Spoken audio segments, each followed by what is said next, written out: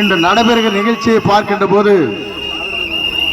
திராவிட முன்னேற்ற கழகத்தை வீழ்த்தர சக்தி ஒரே சக்தி தமிழக வெற்றி கழகத்துடைய தலைவர் தளபதி தவிர யாருக்குள்ள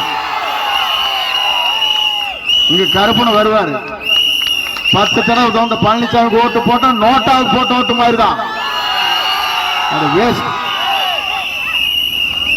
கருப்புன்னு மீண்டும் எங்காச்சு 2 முறை ஜெயிச்சாரு, இனி ஜெயிக்க கூடாது. ஏன்னா சுற்றுச்சூழல் அமைச்சராக வந்ததுக்கு அப்புறம் 18% இன்றைக்கு புற்றுநோய் ஈரோடு மாவட்டத்தில், தமிழ்நாடு முழுவதும். அதுதான் சுற்றுச்சூழல் அமைச்சராக இருந்து காத்தால சீலை வைக்கணும், சாயந்தரம் பொட்டி வாங்கிட்டு திறந்து விட்டுற வேண்டியது. நான் கேட்கிறேன், 18% மக்கள் இன்றைக்கு புற்றுநோயில் இருக்கிறார் சொன்னால் நீங்கள் மீண்டும் வந்தால் 50% உயர்ந்து விடும். உங்களை ஆட்சிக்கு விடலாமா? இதுதான் என்னுடைய கேள்வி. ஆகவேதான் வேண்டாம் தம்பி,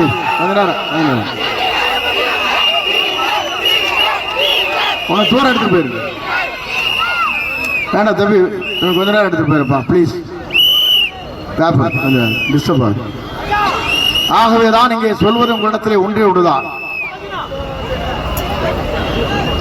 எடப்பாடி பழனிசாமி வந்திருக்காரு, 10 முறை தோந்த பழனிசாமிக்கு ஓட்டு போடலாமா? நான் கேட்கிறேன். ஒரு தடவை ஜெயிச்சாரா? நான் ஆட்சிக்கு வருவேன், திமுக வீழ்த்துவேன். எங்கடா வீழ்த்துறீங்க நீங்க கேட்கிறேன். ராத்திரியான 2 பேரும் பேசிக்கிறாங்க, கூட்டு கொள்ள நடந்தது இல்லையா? இன்னைக்கு வரைக்கும் அவர் பேர் கேஸ் இருக்குதா?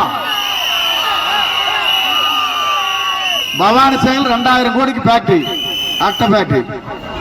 இங்க சிங்கம்பேட்டைக்கு பக்கத்தில் இருக்கிற அந்தியூர் இருந்து அம்மாப்பேட்டை போற வழியில 3000 கோடிக்கு அங்க சேகோ ஃபேக்டரி. எத்தனை? நான் கேட்கிறேன், 5000 கோடி இங்கே.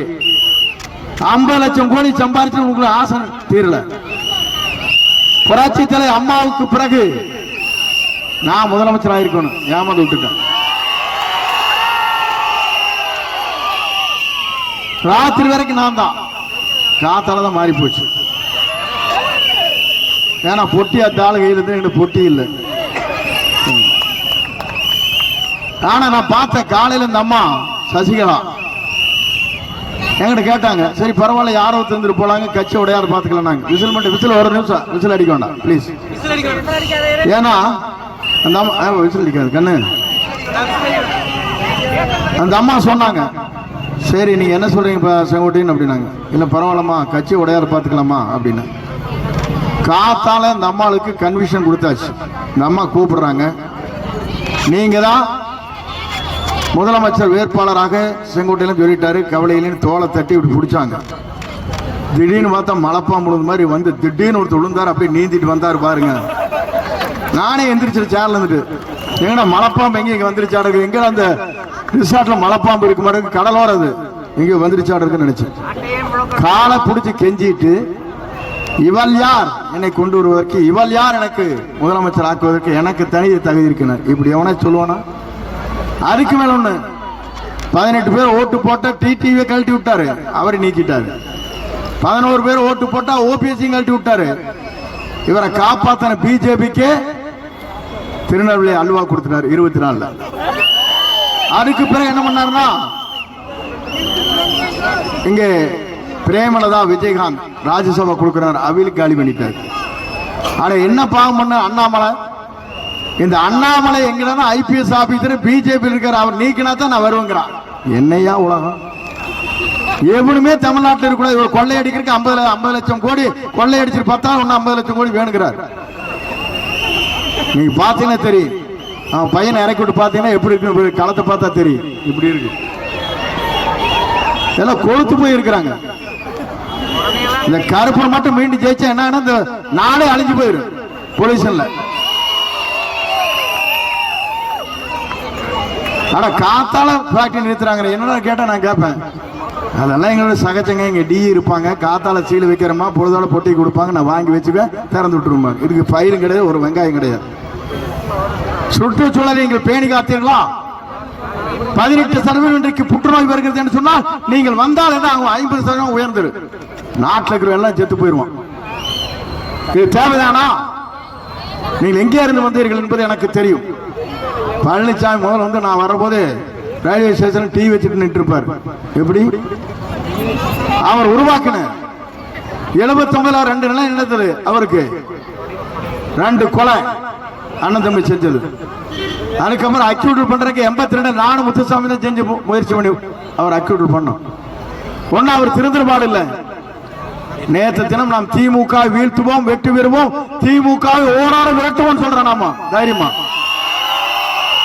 ஆனால் பழனிசாமி என்ன பண்றாருன்னா வேலோட ராத்திரியான பேசிக்க வேண்டியது, அங்கிருந்து இவரோட ஸ்டாலினோட பேசிக்க வேண்டியது. நான் கேட்கிற நீங்க 2 பேர் கொள்ளை கூட்டத்தில் நீ நான் இருக்கிறீங்க, எப்படி நியாயம்?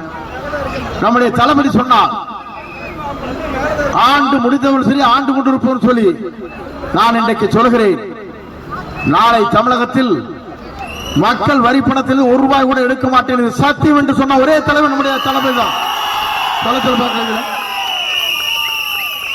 அத்தனை பேருக்கும் இடம் வாங்கி வீடு கட்டி தரப்படும், அத்தனை பேருக்கு இருசக்கர வாகனம் வழங்கப்படும், குடும்ப தலைவிக்கு ₹2800 6 சிலிண்டர் வழங்கப்படும், 10 லட்சம் பேருக்கு ஆண்டிற்கு 1 பவுன் தங்கமும் 7000 பட்டுப்புடவை வழங்கப்படும், பேருந்திலே பெண்கள் எங்கு வேண்டுமானாலும் பயணம் செய்து கொள்ளலாம்.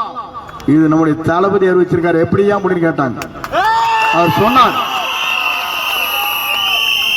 ஆண்டிற்கு 4,40,000 கோடி பட்ஜெட், 1 லட்சம் கோடி ஊழல், 5 ஆண்டிற்கு 5 லட்சம் கோடி வைத்துக் கொண்டு நேர்மையான ஆட்சி தமிழ்நாட்டில் நடத்தி காட்டுவேன், சாதனை படைப்பேன் என்று சொன்ன தலைவர் நம்முடைய தலைவர் தான்.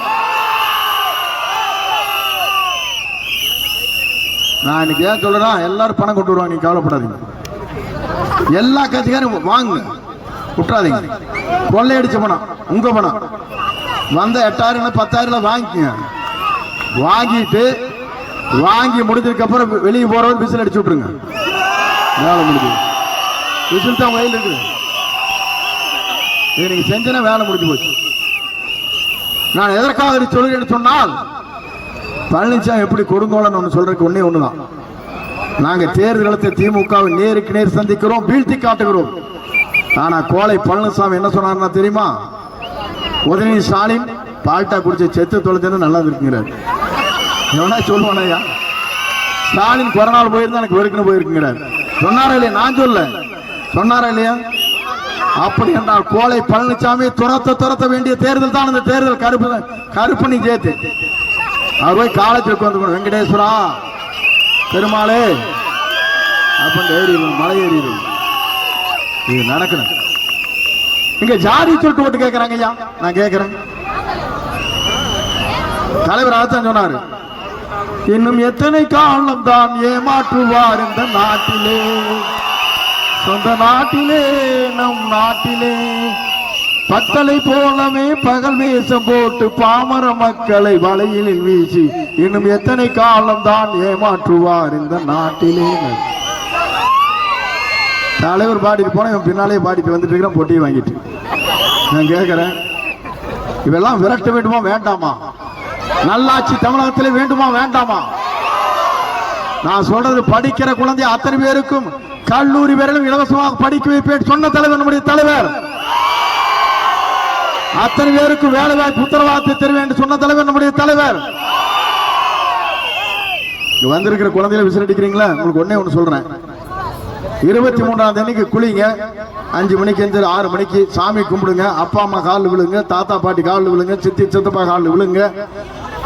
விசில் நம்முடைய விஜய் எங்களுக்கு விசிலுக்கு ஓட்டு போட்டு வந்தா தான் நான் சாப்பிடணும்னு சொல்லிருங்க. வேலை முடிஞ்சு எப்படி நீ ஓட்டு போட்டு வந்தா மட்டும்தான் நான் சாப்பிட போறேன்னு மட்டும் சொல்லிட்டு கதை முடிஞ்சு போச்சு. 90% ஓட்டு நம்மளுக்கு தான். இதை இந்த குழந்தைகள் விசில் அடிக்கிற விட அதை செய்யும். இதை செய்து முடித்தால் சாதனை. 234 தொகுதியில் அவர் வெற்றி பெறுவார். அவர்தான் தமிழ்நாட்டுடைய கோட்டையிலே அமர்வார். அவர்தான் தமிழ்நாட்டின் முதலமைச்சர். எத்தனை இடங்கள் இருக்கு? நான் கூட தான் இருக்கிறேன். ஜனநாயக படம் 1000 கோடி லாஸ் ஆன்லைன் போயிட்டு இருக்கு. சிபிஐ கேஸ் அவர் எங்க போனாலும் 21 கண்டிஷன்ஸ், எங்கேயும் போக முடியல. நான் பெருமானூர் ஆர்டர் வாங்கக்குள்ள பிறந்த நான் கண்டுபோச்சு. 2:45 மணிக்கு போட்டு கொடுக்குறாங்க ஆர்டரை. காத்தால பிள்ளை எங்க வரதா வேண்டாமான்னு கேட்கிறாரு அவரு. இது போன்ற ஒரு தடைகளை தகர்த்தெறிந்து விழுந்திருக்கிற ஒரே தலைவர், மனிதநேய மிக்க தலைவர், நாளை தமிழகத்தை ஆள போகிற தலைவர், நம்முடைய வெற்றி கழகத்தின் தலைவர் பாலகிருஷ்ண பொறுத்தல சொல்லணும், அவருக்கு எந்த தேவையும் கிடையாது. எப்பா 2 முறை அம்மாப்பேட்டை ஒன்றியினுடைய சேர்மனாக பவனி வந்தவர் அண்ணா போஸ்டா. இந்த கருப்பன் மாதிரி இல்ல, காட்டு வலுவிலிருந்து வந்து நாட்டை ஆளுகிற பாலகிருஷ்ணன் அல்ல. நல்லவர், வல்லவர், உங்களுக்காக உழைக்கக்கூடியவர், உங்களுக்காக இருப்பார், எதையும் எதிர்பார்த்து இருக்க மாட்டார். வரதெல்லாம் உங்களுக்கே செஞ்சு கொடுத்துட்டு போயிடுவார். நீ கவலைப்படாத, நீங்க நாளைக்கு தான் பார்க்க போறீங்க. என்ன மாதிரி தான் அவர் இருப்பார்.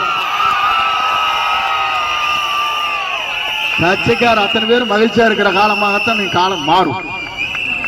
ஏன்னா நீங்க நொந்து நூலாகி கிடக்குறீங்க. எனக்கு தெரியும். 10-15 ஆண்டு காலம் இந்த இயக்கத்திற்காக ரத்தத்தை சிந்தி உங்கள் அத்தனை பேருடைய மீண்டும் புது ரத்தத்தை உருவாக்குவதுதான் நம்முடைய தளபதி என்பதை நாங்கள் மறந்துவிடவில்லை. 42 ஆண்டு காலம் நான் உழைத்தேன். ஒரே நிமிஷத்துல கருப்பனை கோல் சொல்லி என்னை தூக்கி அடிச்சிட்டாங்க. அடிப்படை உறுப்பினரை நீக்கினாங்க. நான் அப்படியே கண்ணீர் விழிச்ச 3 நாள். என்ன செய்யறது தெரியாது. பதவி ராஜினாமா செய்து தலைவர் அழைத்தார். தூக்கி எறிந்த என்னை தாங்கி பிடித்து அடையாளம் காட்டியிருக்க தலைவர் தான் நம்முடைய தளபதி. நான் இன்னைக்கு மகிழ்ச்சியா இருக்கிறேன். எனக்கு வயசு 20 வயசு குறைஞ்சு போச்சு. ஏன்னா இவங்களோட இருந்து சித்திரவதைனால தாங்க முடியாது. கவர்ந்த படம் சேலம் போனா முடிஞ்சு போச்சு. என்னையா அந்த ஆளு கோல் போட்டு வரான்னு தெரியாது. இதே போலப்பம் இருக்கு. ஒருத்தர் கேட்டார், பத்திரிக்காரர், 13 கட்சி ஒரு பக்கம், 14 கட்சி ஒரு பக்கம், நீங்க தனிச்சு நிக்கிறீங்கன்னு கேட்டாரு. நான் சொன்ன அவளுக்கு, சிங்கம் தனியாகத்தான் வரும், இது குள்ளநெறி கூட்டம் கூடித்தான் வரும். வெற்றி என்ற இலக்கை நாம் வெட்டுவோம். விசில் சின்னத்திலே நாம் அத்தனை பேரும் வாக்களிப்போம். ஆப்பக்குடல் என்பது இனி விசில் சின்னத்திலே போட்டல் யாராலும் மாற்றி காட்ட முடியாது என்பதை நினைவித்து அன்பு சோழர் பாலகிருஷ்ணன் அவர்களுக்கு விசில் சின்னத்திலே வாக்களிக்க வேண்டும் உங்கள் பொற்பாடு மலர்களை வேண்டும் என்று கேட்டு விடைபெறுகிறேன். நன்றி, வணக்கம்.